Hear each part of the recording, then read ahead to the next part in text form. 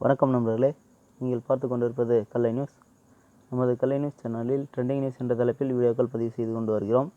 மேலும் கள்ளக்குறிச்சி மாவட்டத்தின் தினசரி செய்திகளை வீடியோக்களாக பதிவு செய்து கொண்டு வருகிறோம்.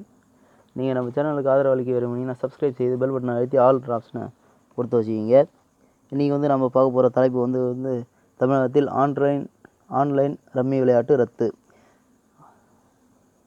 ஆன்லைன் ரம்மி விளையாட்டு போன்ற இணையதள சூதாட்ட விளையாட்டுகளை தடை செய்யும் தமிழக அரசின் அவசர சட்டத்திற்கு ஆளுநர் ஒப்புதல் அளித்துள்ளார்.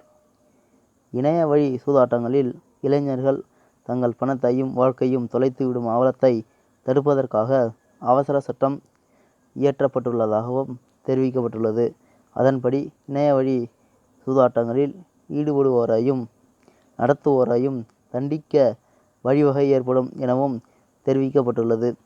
இத்தடையை மீறி ஆன்லைன் ரம்மி போன்ற விளையாட்டுகளில் ஈடுபடுவோருக்கு 5000 ரூபாய் அபராதம், 6 மாத கால சிறை தண்டனை விதிக்கப்படும் என தெரிவிக்கப்பட்டுள்ளது. மேலும் ஆன்லைன் ரம்மி விளையாட்டுகளை போன்ற சூதாட்டங்களை நடத்துவோருக்கு 10,000 ரூபாய் அபராதம் மற்றும் 2 ஆண்டு சிறை தண்டனை விதிக்கப்படும் எனவும் தமிழக அரசால் அறிவிக்கப்பட்டுள்ளது.